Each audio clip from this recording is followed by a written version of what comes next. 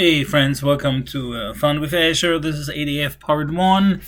So let's see what's in that session here. So we have the playground architecture on screen, and so we have definitely a data factory, pulling some data from a SQL Server, and putting it into a storage account or a data lake, and then also into Azure SQL.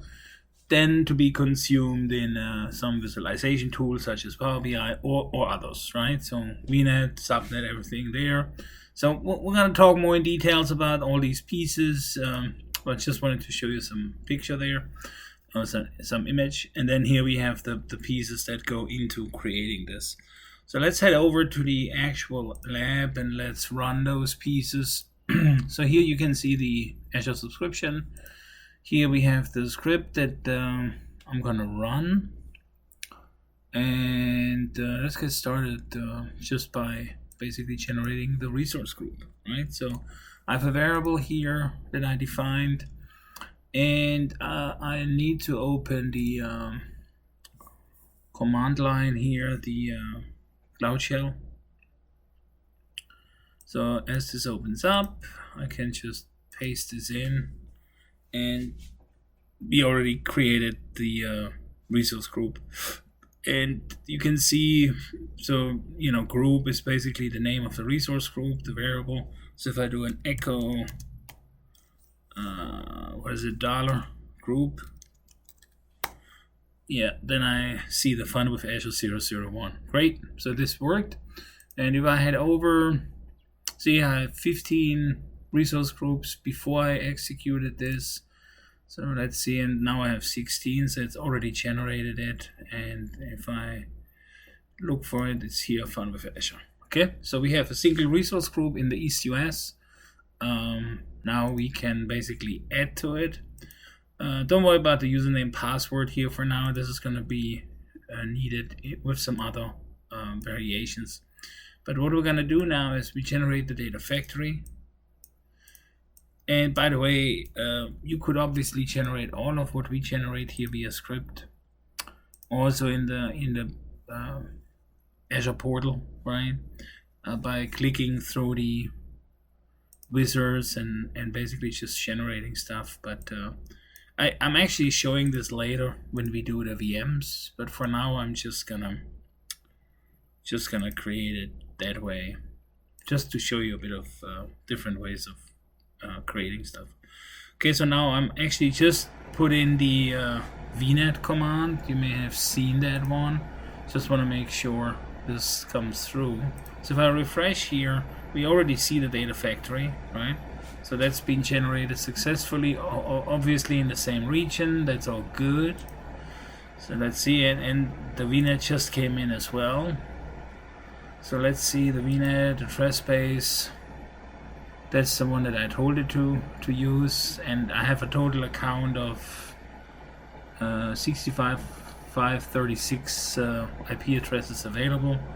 And then it's a question of how do we separate them for the VM, for the subnets, right? So the VM subnet here has 251 IPs, right?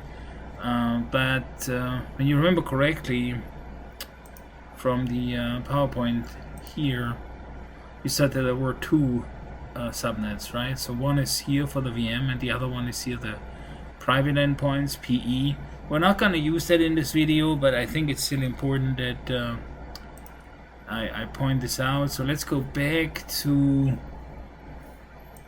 the script and let's grab this command to generate the subnet, the additional one, which is named PE, and you can see here the address prefix and all of that. So obviously you need to change the notation here. You see here it goes from 0 to 1. If we didn't do that, and actually you need to look at this one here to compare it. If we didn't do that, then you would actually get an error message, because then they would overlap, and obviously that's not possible, the IP addresses. So let me put that in.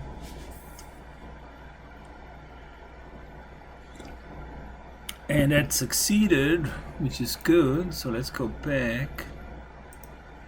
When I run this now, we see here two private endpoints two subnets, one private endpoint PE, and then the other one is the VM. Okay, this is good. So now let's continue. So here per script we could execute the creation of the VMs, but I'm gonna skip that and show you that in the portal. And then here I'm gonna pick up the storage account, which we actually gonna modify later to a data lake. And there's actually an error message coming up. You see there's it's complaining about that we used the not valid storage account name, and this is one of my regular errors that I do. I have dashes between my names, and in some incidences Azure is good with it, and some others, like for the storage account name, it isn't. So when I remove the dashes, as you can see, it's going to run. Okay, so let me see. This is the subnet view. So if I go here and refresh, eventually we should see the storage account coming in here. This is too early. There is a bit of a delay, maybe of 30 to 60 seconds, but okay. So here you could actually list some variables. This is helpful if we use the VMs and if we use the CLI for the VMs, but we didn't, at least not in that video. Okay, so let me go down there further. Next one here is the actual generation of a SQL destination. So let me first grab the variables. And it's always kind of the same pattern, right? We have the variables up front that we set. Here the lat, the location. Some of these variables are actually not being used, so we need to pay attention to this. But Azure user is one of the logins. Then we have a password, and all these type of things. So run that. And then we have an IP range for the firewall settings, which by the way I'm not gonna use anyway, but you could if need be. So let me scroll down a bit further. So now that we have set the variables, I can actually run the create Sql Server statement, which basically generates us a physical SQL server. And this is all PaaS service, right? So we're not generating an IIS VM or something like that. This is PaaS, but PaaS still needs a server. And once this server is generated, then we can add databases to that server to then work with that database. So this is running now. I need to hit enter. Okay, and this is underway. And we can see this is all coming along. Let's see here. So we have the storage account now as well.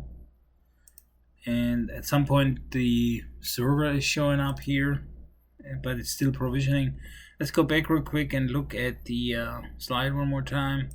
And we're coming up on almost on the 10-minute mark, so I don't want to go too much. 8 to 10 minutes is sort of the range that I like these videos to be. But just real quick showing you, so we did the data factory generation. We're in the process of setting up Azure SQL. We did the storage account. We obviously did the VNet and the subnet. So we also need to provision the VMs. I think that's going to be happening in the next video then. The visualization component isn't that critical for now, but eventually the Azure SQL database here is going to be consumed by some tool to use this data, right? After it's transformed and cleaned and enriched and all these type of things. So let's go back one more time to see where we at with the provisioning. See this is completed, which is good. And let's see here, refresh. It's not coming through yet. Now it came through, okay? So this is the SQL Server. This is what we just provisioned. And I think we can just send off also I'm not going to do the firewall here, but what I'm going to do is this one. And before I send this over, let me go here, because this piece of code here you may see actually includes a sample database, the Adventure Works, and I don't want to have this included because this is a destination database, so I don't need that piece. And I say save. Okay, and then let me grab the whole thing, and that way I can go over here and run this, and this should provision my database now. This is basically the destination. Now we didn't generate the source yet. That's going to be on the VMs, but we need to first generate those. So this is running. So in my next video, I can tell you right away, we're going to go over the generation of the VMs so that we then basically can add a SQL Server as a source, use the self-hosted runtime through Data Factory, connect to it, get the data out of it, push it into that storage account here, which we're going to change to a data lake, and then from there we're going to move it into Azure SQL. That's sort of the high-level plan. Yeah, let's go from there next time. Thanks for watching, and see you soon. Cheers.